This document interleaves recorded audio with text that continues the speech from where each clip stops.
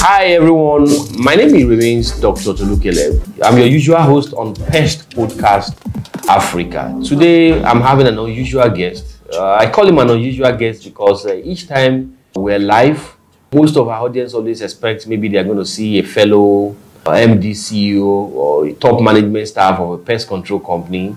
But for the very first time, I have the privilege of interviewing one of my reliable team member who just returned from a very technical and challenging task up north. It's actually our first time as an organization, carrying out pest control activities in the northern part of the countries, in 6 states simultaneously. It was in Yobe, it was in Borno, it was in Taraba, it was in Bauchi, and it was also in Adamawa State.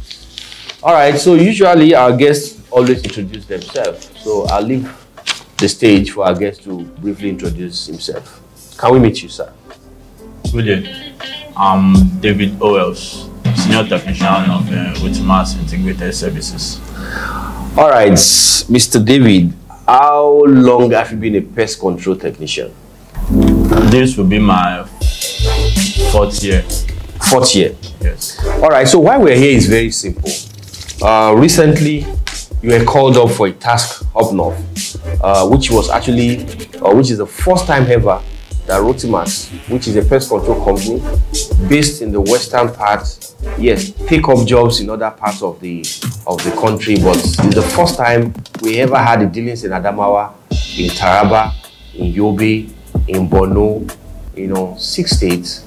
And then when the call came to you that you're traveling to the northern part, what was the first thought that came to your mind? Looking at the fact that there's this apprehension around the northern part of the country when it comes to security challenges.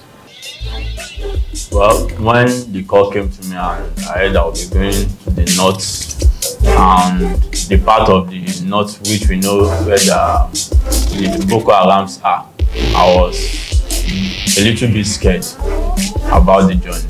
So along the way, hearing some few things about how the military are able to calm the issue of the insurgents down, I felt a little bit relaxed.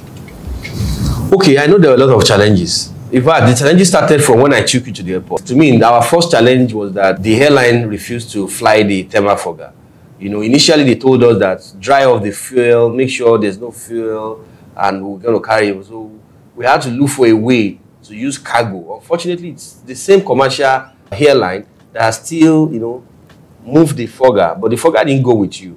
That was my own aspect. But in the course of moving from these states, one after the other, you were there for like 2 weeks. What was your own biggest challenge in the course of carrying out the task?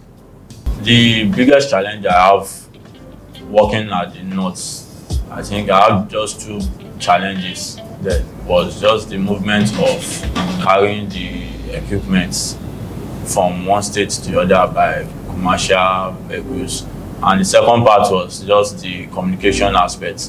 When you don't understand the language of the northerners and you are finding it difficult to interact with them too. Maybe when you want to buy something or you want to board a taxi, it was very challenging communicating when you don't understand Hausa and you are just speaking English and they don't understand English.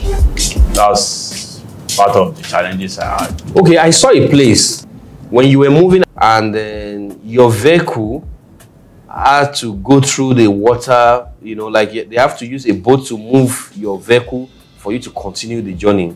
That was so, surprising. I've not seen anything like that before. Oh, how did you feel at the point where you got to know that you have to be in a vehicle and the vehicle will be on the boat, cross through the water, then continue the journey?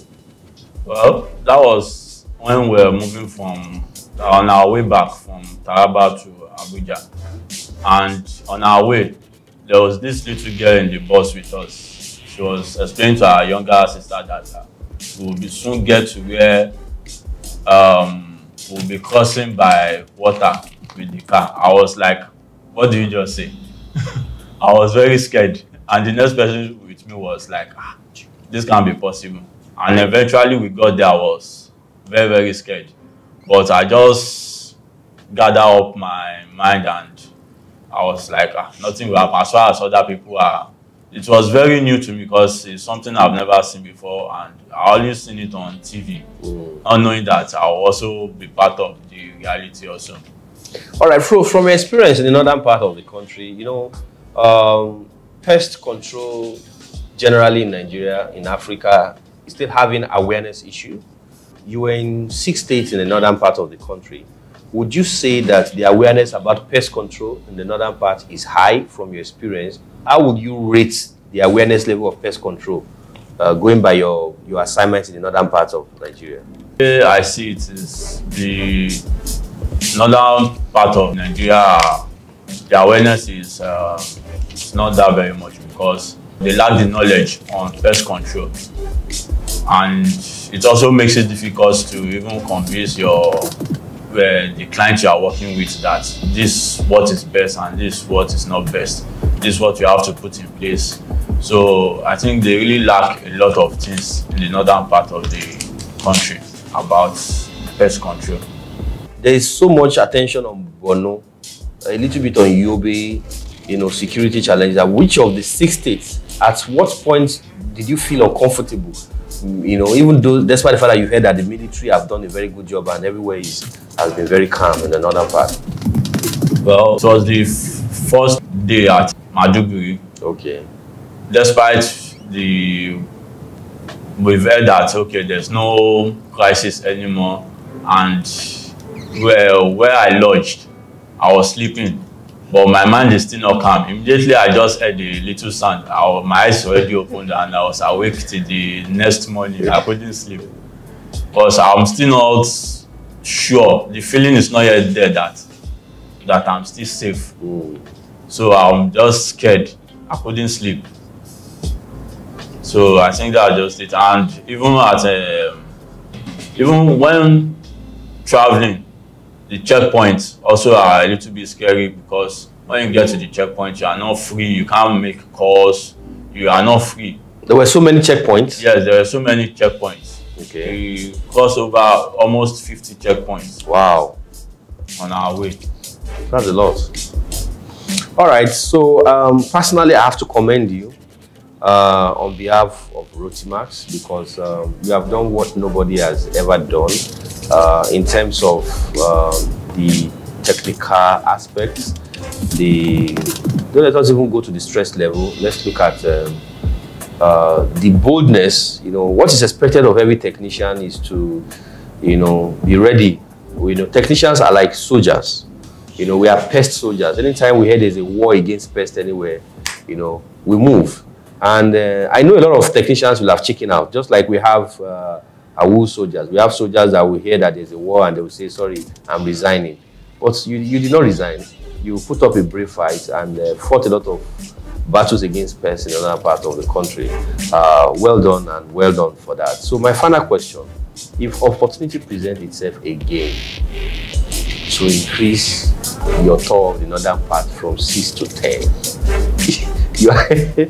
you have done 6 now, and you see the experience.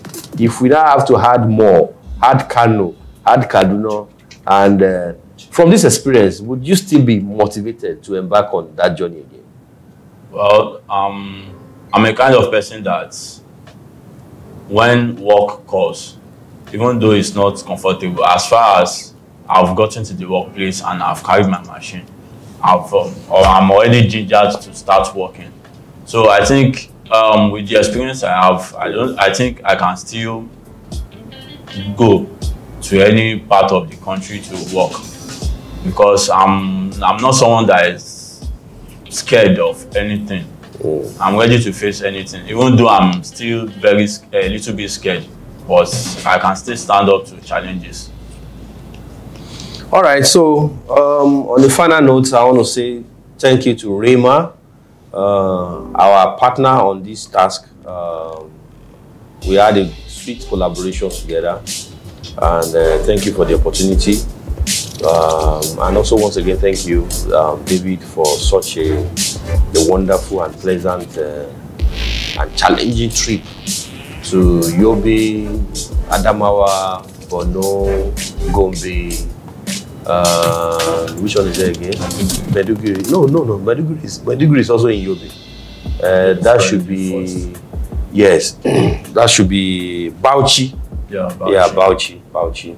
Well, we wish you many more itch-free pest control activities now and in the nearest future.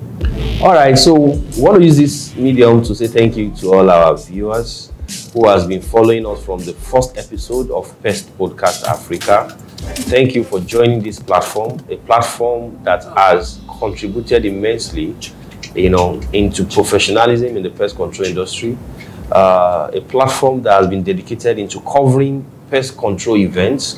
A platform that has been dedicated into also making sure that breaking news in the industry, is disseminated to, the pest controllers. So it's good to always have you around. Please follow us, like us for more information, for more important information. Thank you, and see you again at the next episode.